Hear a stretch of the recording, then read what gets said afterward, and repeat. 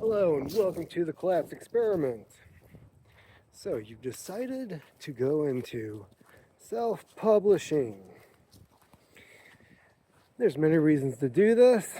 One, you've gotten your rejection letters and you're tired of being rejected. Going into publishing is like dating. Unless you're already established, they don't want anything to do with you. But you can't get established unless you have a publisher. Funny how that works, right? So, you've heard the stories online.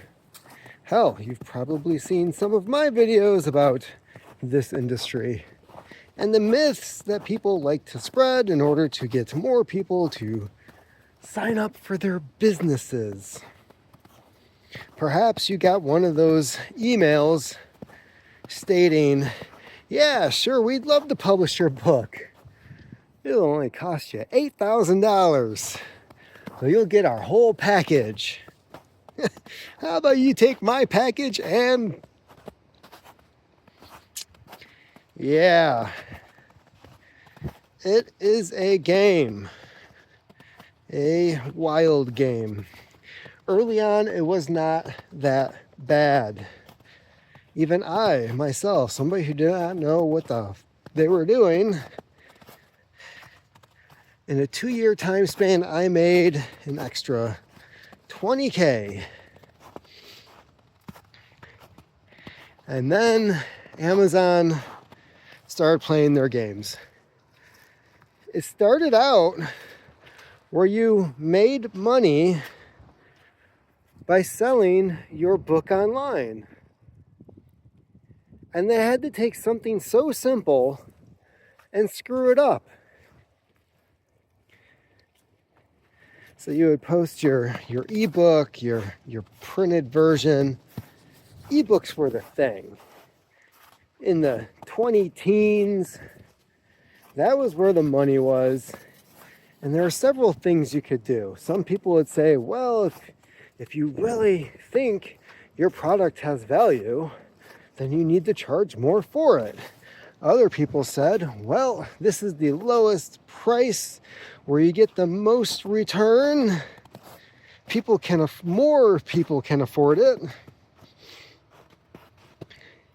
So some people were doing like $9.99 for their ebook, which in all reality probably sucked.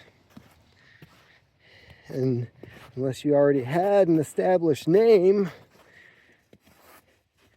but let's face it, if you're charging $10 for basically a file, right? They're probably just going to go ahead and buy the print version anyways. So I went the $2.99 route. I did pretty good. Then they came out with the KDP Select. Kindle is a distribution publishing. It's a library linked to Amazon Prime. This is where things got really sketchy. They encouraged everybody to sign up for Amazon Prime. You're not going to lose out. As long as they read your book, you get paid the same. Well, people, especially non-fiction people, started losing all kinds of money. They'd sign up for the Kindle library. They'd get their book on there. They'd get more downloads. But then because, according to Amazon's system, the reader did not go to the final page, they would not be paid for that book like they would if they had just bought it. They would only get paid a certain percentage because the book was never finished. That pissed a lot of people off. And one of the tricks that these nonfiction writers learned was to put the table of contents as the last page of the book. I'll show you, Amazon. So all of a sudden, these nonfiction writers are getting the money that essentially is due to them. Because one of their arguments was, so a person buys my book, it's on a certain topic, but they only want to know a certain part of that topic in particular, so they're going to jump to a certain chapter and read that chapter, and the rest of the book is going to go unread, even though essentially they would have bought the book. Well, Amazon came back and said, you cannot put the table of contents as the last page. Some more arguments, debates went back and forth, and then Amazon came out and said, hey, look, we'll pay you by how many pages they read. How about that? And if you've got a long book, you'll get paid a lot more.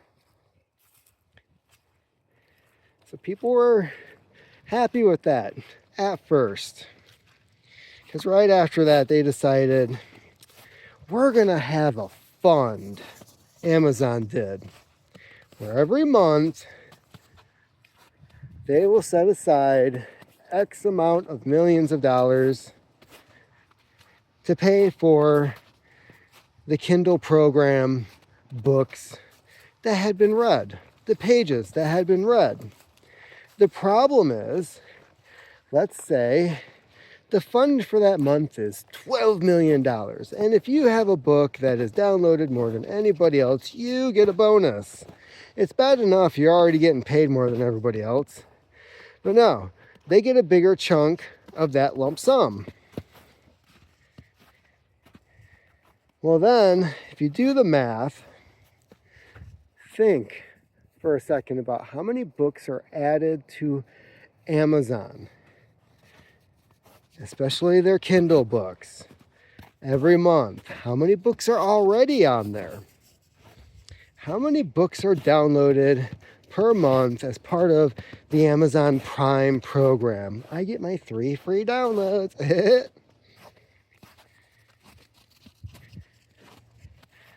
And then all of a sudden, you're like me, where I had a book come out a couple years ago, Gray Nation. It did really well. The numbers were really good. However, I had it in the KDP program. And even though I have well over 100 reviews, which for every review, there's usually about 100 people that have downloaded it, read it, whatever, on average, right? For every review you got 99 other people that probably have a copy of your book. Do the math on that. I may have been paid, and I sat down and tried to do the math on this before. I may have been paid about $300. That's a lot of copies of my book out there. That's a lot of reviews. And for some reason, even when that book was taking off, my monthly royalties from Amazon was like $30-$40. And here I am looking at the numbers and I'm like, I really do not understand this. So after that debacle, I removed everything from the KDP Select program. There is nothing that an Amazon Prime member that they can download. If they want my product, they have to buy it. And guess what? On average, I still get paid about the same per month. Are my downloads down? Yes. But guess what? If somebody has a Prime membership and they just get free books, odds are they're just getting their free stuff. They're not reading them. The only difference is, for some reason, that book in particular had well over 100 reviews. I know it's not much, but considering I had like 60 to 70 reviews on my first book, and that's when I was raking bank,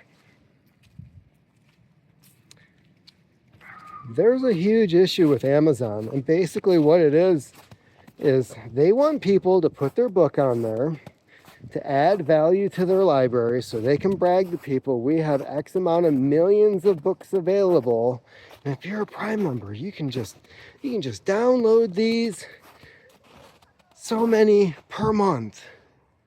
Look at the benefits. Meanwhile, you don't get paid. So, what do? You have a book, you might have several books. And back in the day, 10, 15 years ago, if you put several books on Amazon in a series at one time and didn't really do anything else, you would probably make bank. It's changed. The whole system has changed. There's more work involved, whereas the writer used to be the introvert who reluctantly went out and did book signings and tours and read passages from their latest and greatest. Now, you're in a situation where you have to be the introvert writer, the extrovert salesman. You have to build up viewers and readers and audience before you even put out your book. There have been a few people I know of that have gone about this route. One woman in particular built up a fan base on YouTube for a year, just talking about books, talking about the writing process for her book. And then by the time she actually put her book out, she was well in the tens of thousands of followers. And guess what? It was number one. Can everybody do this? No. Is it hard work? Yes. Is it what you want to be doing? It's up to you. But I will say the game has changed. These stories that they are publishing online, you gotta do some research. When they're talking about so-and-so made $2.5 million self-publishing, and then you look and see that it was 2011. This is not the same world. I'm still trying to figure things out myself.